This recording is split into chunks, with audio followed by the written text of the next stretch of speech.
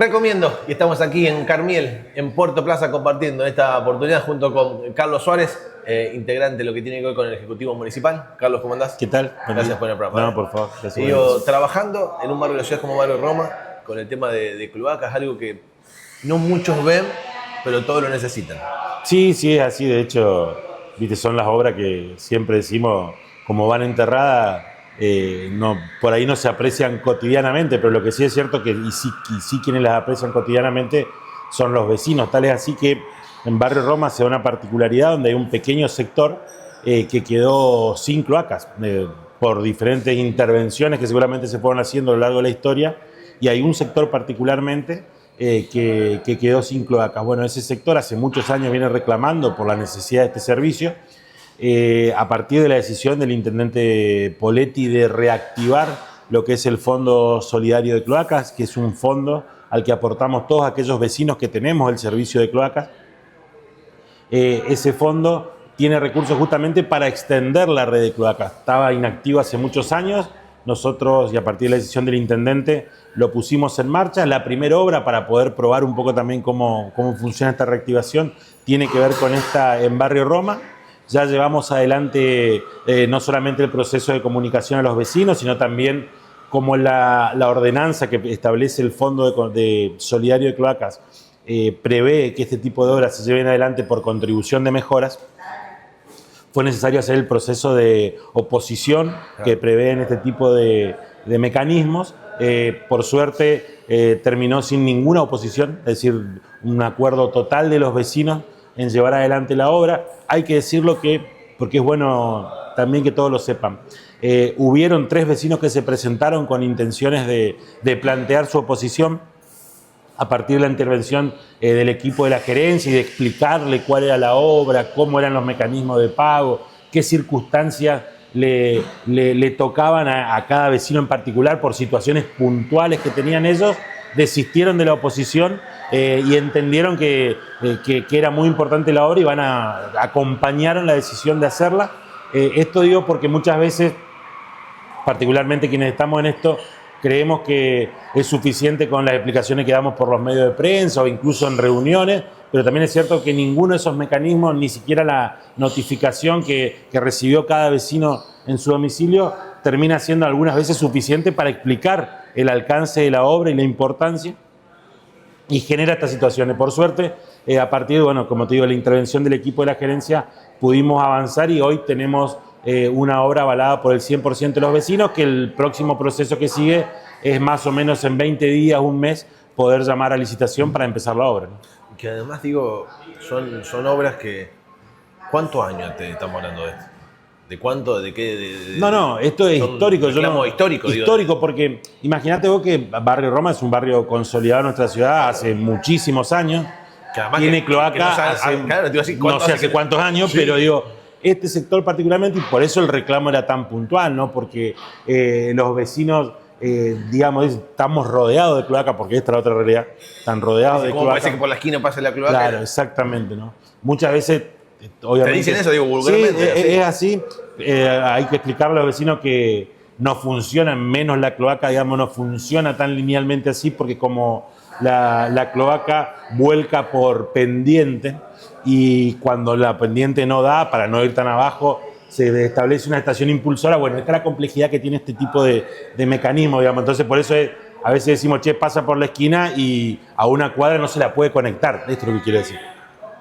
Pero más allá de eso, la verdad que, saldando una deuda histórica que la ciudad tiene con estos vecinos, y gracias a este mecanismo, que es un mecanismo solidario, es solidario en todo sentido, no solamente porque los recursos para pagar el 100% de la obra, porque esto es importante, el 100% de la obra se financia con los recursos que están en el Fondo Solidario. Y los vecinos y la municipalidad, porque el mecanismo prevé que quienes aportan para llevar adelante este tipo de obras son Agua Santafesina, el municipio, que Agua Santafesina particularmente aporta los materiales, Agua Santafesina, el municipio, los vecinos y el fondo. Es decir, la obra se termina pagando entre 4 partes, por decirlo de alguna manera. Los vecinos hacen su aporte a partir de la contribución de mejora, que en este caso va a ser aproximadamente un 30% del valor de la obra. ASA hace el aporte con los materiales, el municipio hace el aporte de otro, sería el fondo aporta un 20%, 50% el municipio hace un aporte aproximadamente similar al de los vecinos. Eso conforma el 100% de la obra y entre todos se paga, digamos. Este es el final del camino, claro. Pero mientras tanto, la obra se financia enteramente desde el fondo, es decir, quien después recupera los recursos es el fondo. Con lo cual es un mecanismo que nos permite que el vecino empiece a pagar una vez que la obra está terminada, es decir, cuando ya puede ver los beneficios de esta obra. ¿Cuáles son los beneficios de esta obra? Sabrán los vecinos que no tienen cloaca que un camión atmosférico que para limpiar los pozos negros sale entre 70, 100 mil pesos, depende de la zona de la ciudad y demás. Entonces, imaginémonos que esta es una obra que va a tener un valor promedio por vecino de 1.400.000, 1.500.000 pesos aproximadamente, dividida en 18 cuotas. O sea que son menos de 100.000 pesos por mes, cuando en realidad en algunos hogares esto significará pagar por 18 meses o equiparar el pago de 18 meses al camión atmosférico, pero también hay algunos hogares que el camión atmosférico lo requieren 2 veces por mes. Entonces, la verdad que para algunos hogares particularmente, automáticamente empieza un ahorro. Y ni hablar que además este tipo de obras ponen en valor el inmueble a los fines de una futura venta. Entonces, claro, digo, la verdad que los beneficios son múltiples y todo gracias a este mecanismo solidario que inteligentemente previó una ley, porque es una ley provincial que después tiene su correlato en una ordenanza.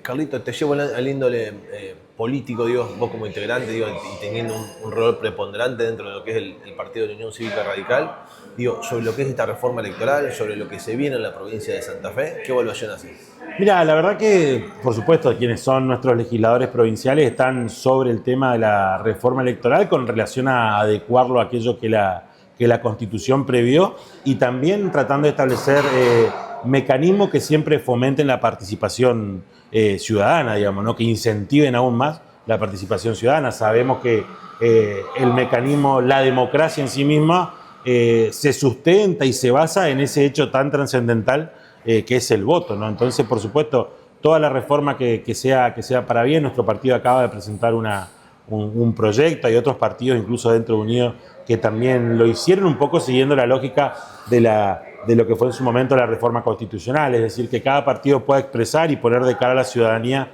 los que son sus pareceres con relación a por dónde debería pasar la reforma electoral, sin perjuicio de, por supuesto, particularmente primero dentro de Unidos y después para el resto de los partidos, vamos a lograr acuerdos que van a ir mezclando, si se quiere, esos proyectos presentados. Pero la verdad que, bueno, son años de reforma para bien en nuestra provincia. De transformaciones. Digo. Sí, de transformación importante. Nosotros también como partido estamos en un proceso muy, muy importante que tiene que ver con la reforma de la Carta Orgánica partidaria, digamos, buscando un poco ayornar el partido, buscando también ponerla en línea con lo que son las nuevas tecnologías, las nuevas realidades, la nueva Constitución, por supuesto.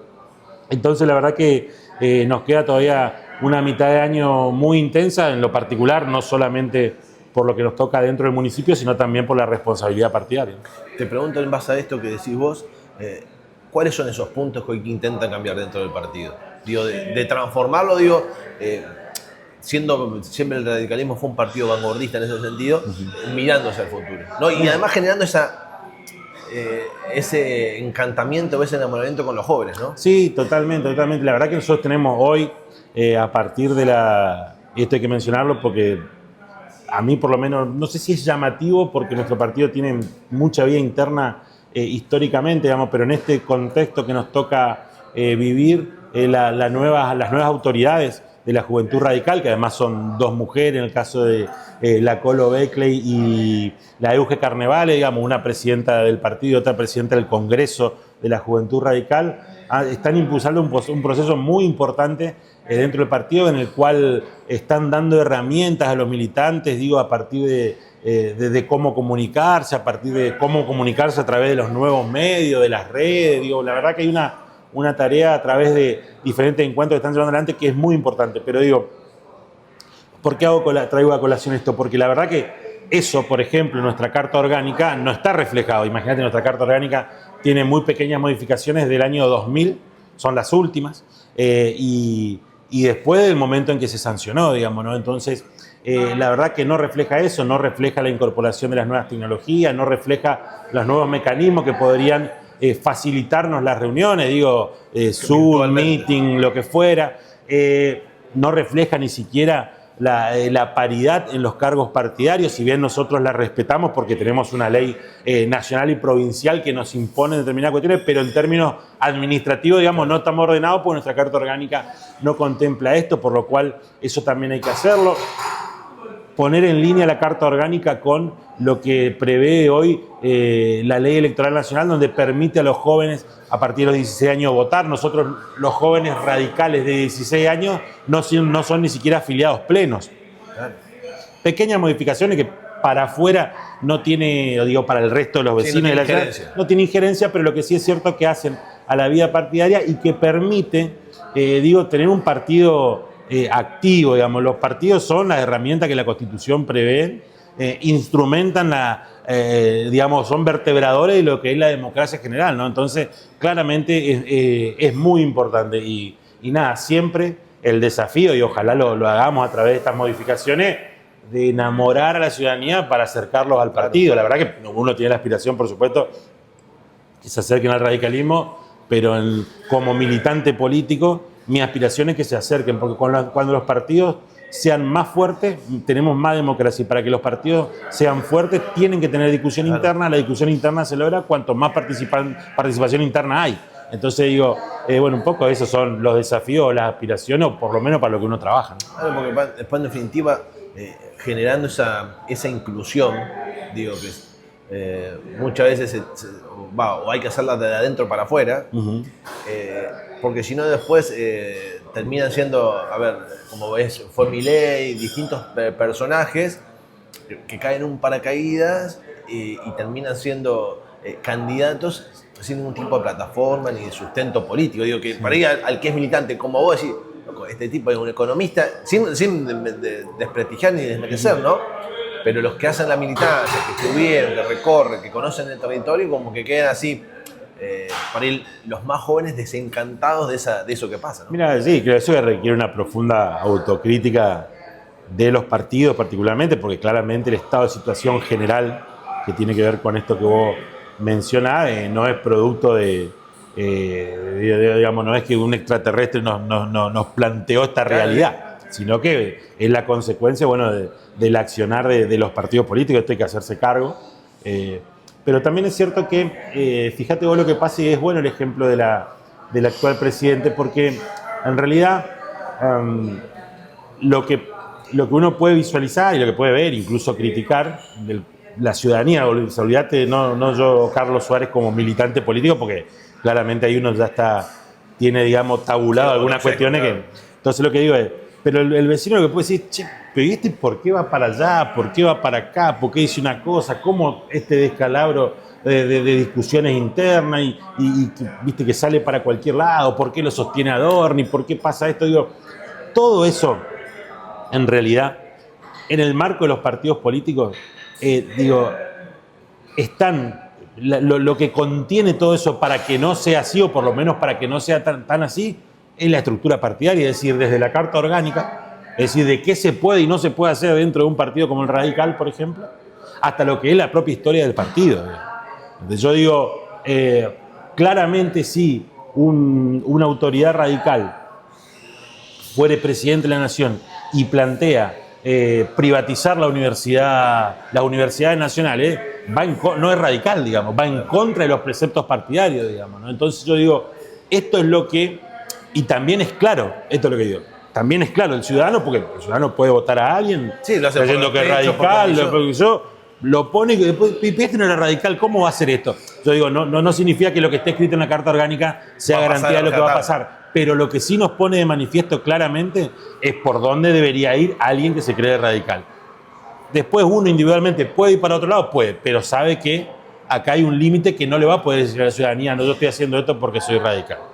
Entonces me parece que esas son las cosas que este tipo de instrumentos y la historia y la ideología partidaria permiten con relación a quienes son outsiders de la política. Es decir, hay un continente por donde nos tenemos que manejar, porque es lo que partidariamente tenemos marcado, que la gente conoce y debe conocer. Claro. Y debe conocer. Cuando uno no tiene ese continente, bueno, las cosas pueden salir bien o por lo menos no son fáciles de entender para la ciudadanía. Carlito, gracias por este minuto. No, usted. Con Carlos Suárez, charlando sobre lo que pasa en la ciudad de Santa Fe, pero también sobre lo que es la realidad de los partidos políticos a nivel nacional y provincial, compartiéndolo aquí en Carmiel, en Puerto Plaza.